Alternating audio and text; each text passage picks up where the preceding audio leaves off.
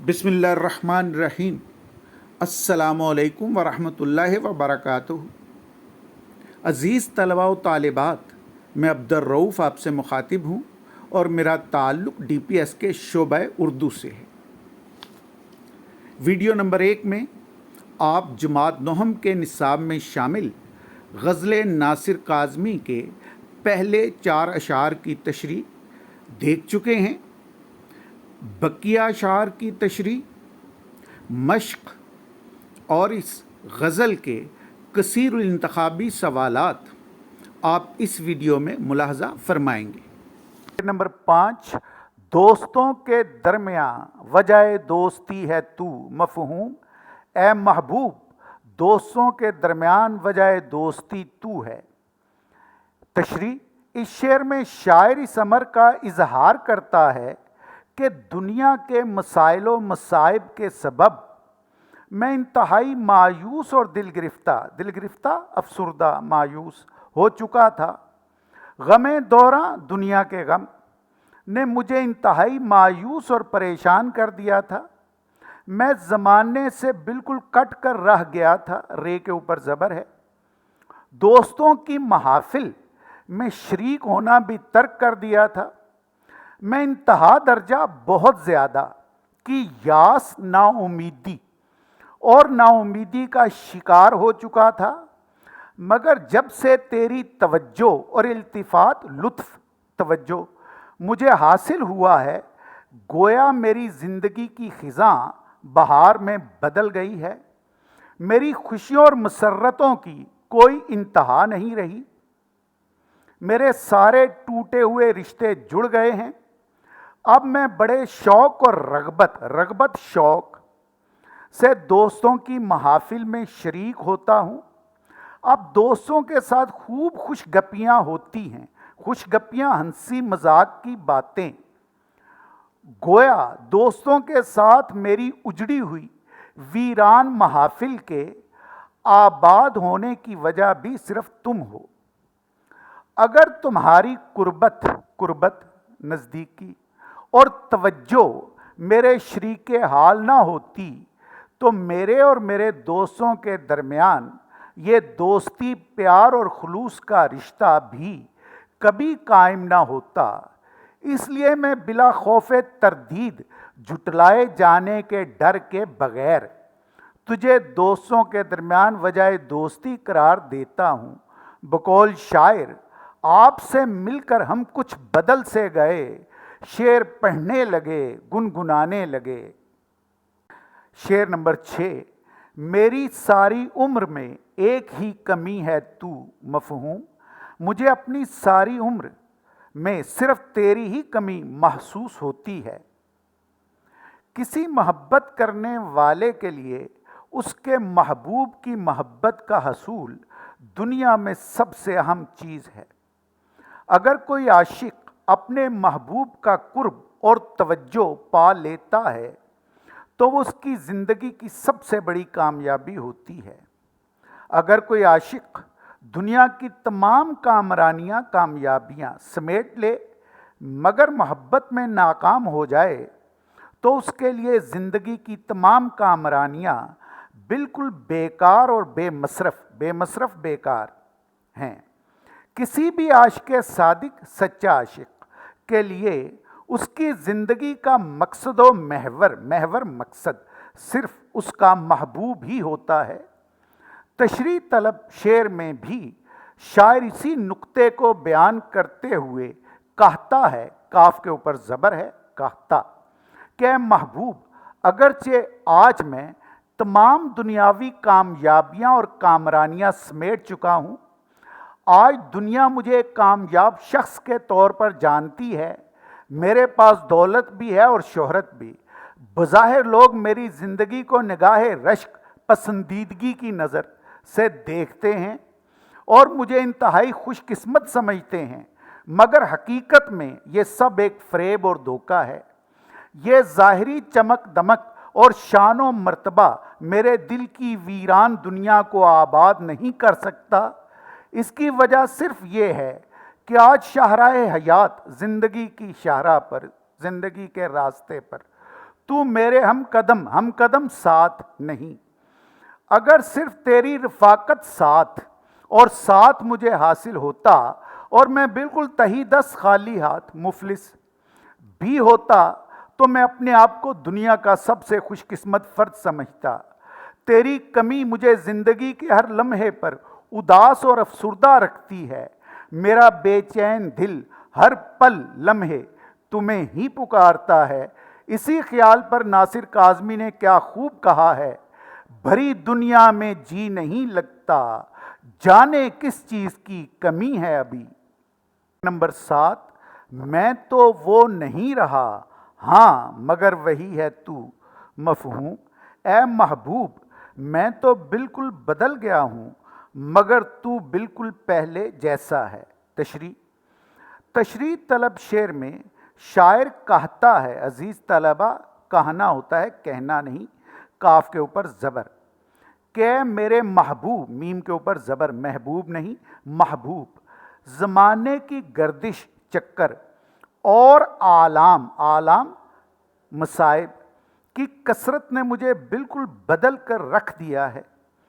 میری ساری شگفتگی، زندہ دلی اور شوخی مصائب، مصیبت کی جمع، اور مسائل زمانہ کے باعث قصہ پارینہ، ماضی کا قصہ بن چکی۔ پریشانی اور اضطراب، گھبراہٹ ہر وقت میرے چہرے سے عیاں ظاہر ہوتے ہیں۔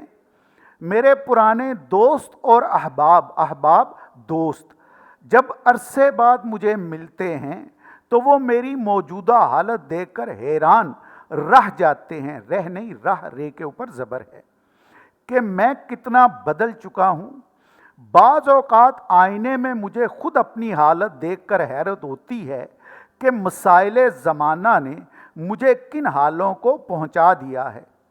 دوسری طرف تو ہے کہ تیری خوبصورتی، دلکشی اور ناز و ادا، شوخی و نخرہ میں بال برابر ذرا برابر فرق نہیں آیا۔ یوں لگتا ہے کہ وقت تجھ پر رک سا گیا ہے۔ ایک طویل مدت کے بعد بھی تجھے دوبارہ دیکھنے والا انگشت بدندہ انتہائی حیران رہ جاتا ہے کہ تم میں تو ذرا سی بھی تبدیلی رونما نہیں ہوئی، رونما ظاہر۔ اس کا سبب صرف یہ ہے کہ تیری زندگی ہر قسم کے تفکرات، فکروں، پریشانیوں سے بالکل مبرہ دور پرے۔ تو ہر وقت خوش و خرم کا مطلب بھی خوش رہتا ہے۔ ہر شخص ہر وقت تیری خوشی کا طالب ہوتا ہے، اس لیے تیرا سراپا وجود آج بھی بالکل پہلے جیسا ہے۔ بقول شاعر، ویسا ہے آج تک بھی تیرا حسن بے اما، ایسا حسن جو کسی کو قابو میں نہ آنے دے، ورنہ کہیں بھی ایک سا موسم نہیں رہتا۔ شعر نمبر 8 جو اس غزل کا مقطع بھی ہے، ناصر اس دیار میں کتنا اجنبی ہے تو۔ مفہوم، اے ناصر تو شہر، عزیز طلبہ شین کے اوپر زبر ہے، یہ لفظ شہر نہیں شہر میں بالکل اجنبی ہے۔ تشریح، اس شعر میں شاعر اپنے آپ کو مخاطب کرتے ہوئے کہتا ہے کہ وہ خود کو اس شہر میں بالکل اجنبی محسوس کر رہا ہے۔ میم کے اوپر زبر ہے، محسوس نہیں محسوس۔ اس کا سبب یہ ہے کہ شاعر ایک سادہ، بے ریا دکھاوے کے بغیر مخلص شخص ہے۔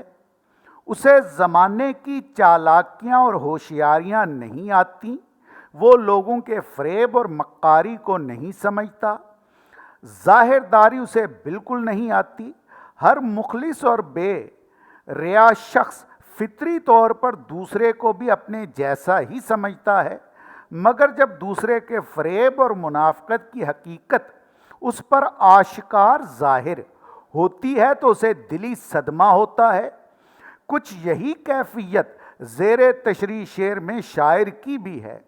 اس کے بقول دنیا میں ایک طویل عرصہ گزارنے کے باوجود وہ اہل دنیا کے رہنے والے کہ تصنع بناوٹ اور فریب کاری سے خود کو ہم آہنگ کرنا، مطابقت رکھنا نہیں کر سکا، اسے اس دنیا میں اپنا آپ بالکل ایک اجنبی کی طرح ہی محسوس ہوتا ہے۔ اپنے چاروں طرف پھرنے والے لوگوں سے اسے کوئی ذہنی مطابقت محسوس نہیں ہوتی، جس کا اظہار وہ اپنے شعر میں بڑے تاسف افسوس سے کرتا ہے۔ بقول شاعر، کن بے دلوں میں پھینک دیا حادثات نے، آنکھوں میں جن کے نور نہ باتوں میں تازگی۔ اس طلباء و طالبات، اب اس غزل کی مشق پر ایک نظر ڈالیے۔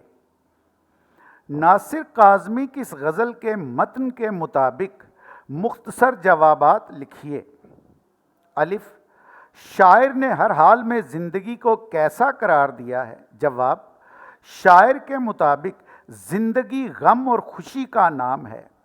شاعر کے نزدیک اس کا محبوب ہی اس کی زندگی ہے، چاہے خوشی ہو یا غم۔ بے، شاعر نے آفتوں کے دور میں چین کی گھڑی کسے کہا ہے؟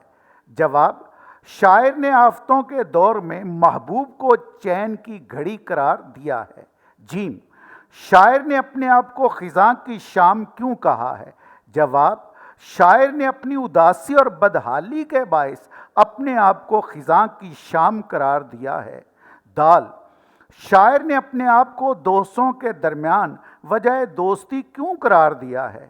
جواب، روایتی اردو شاعری میں محبوب کا دوست رقیب ہوتا ہے، مگر شاعر اتنا فراخ دل ہے کہ محبوب کے دوستوں کو بھی اپنا دوست قرار دے رہا ہے۔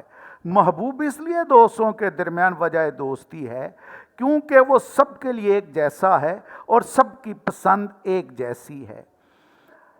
شاعر نے اس دیار میں اپنے آپ کو اجنبی کیوں کہا ہے؟ جواب، شاعر نے اس دیار میں اپنے آپ کو اجنبی اس لیے کہا ہے کیونکہ وہ یہاں کے طور طریقوں سے واقف اور آگاہ نہیں ہو سکا۔ آخر میں اس غزل کے کثیر الانتخابی سوالات اور ان کے درست جوابات دیکھ لیجئے۔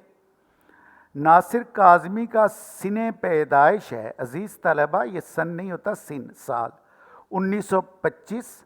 ناصر کاظمی کا سن انتقال ہے 1972۔ بے، ناصر کاظمی کی جائے ولادت، پیدا ہونے کی جگہ ہے امبالہ۔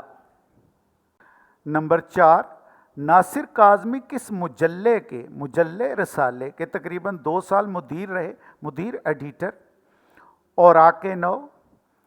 نمبر 5، ناصر کاظمی نے کس ماہنامہ کے 5 سال تک ادارت کے فرائض انجام دیے؟ ہمایوں۔ ناصر کاظمی کس ماہنامہ کے 1 سال تک مدیر اور ناشر چھاپنے والا ناشر رہے؟ خیال۔ نمبر 7، ناصر کاظمی کی شاعری میں کس شاعر کی سی اداسی نظر آتی ہے؟ میر تقی میر کی۔ ناصر کاظمی کا تمام کلام کس عنوان سے شائع ہو چکا ہے؟ کلیات ناصر کاظمی۔ کلیات کسی شخص کی یا کسی شاعر کی ساری شاعری کا مجموعہ یا اس کی تمام تصانیف کا مجموعہ۔ نمبر 9، برگ نیک کس شاعر کا شعری مجموعہ ہے؟ ناصر کاظمی۔ نمبر 10، دیوان کس کا شعری مجموعہ ہے؟ ناصر کاظمی کا۔ نمبر 11، پہلی بارش کے شاعر کون ہیں؟ ناصر کاظمی۔ نمبر 12، ناصر کاظمی کی شامل نصاب غزل کا ماخذ ہے کلیات ناصر کاظمی۔ نمبر 13، غم ہے یا خوشی ہے تو۔ نمبر 14، آفتوں کے دور میں۔ نمبر 15، چین کی گھڑی ہے تو۔ نمبر 16، میں خزاں کی شام ہوں۔ نمبر 17، ناصر اس دیار میں۔ عزیز طلباء و طالبات، میں امید کرتا ہوں کہ آپ اس غزل کے مفاہیم کو اچھی طرح سے سمجھ گئے ہوں گے۔ تاہم کسی بھی مشکل کی صورت میں آپ اپنے استاد محترم سے رجوع فرمائیں۔ اللہ تعالی ہم سب کا حامی و ناصر ہو، آمین۔ اللہ حافظ۔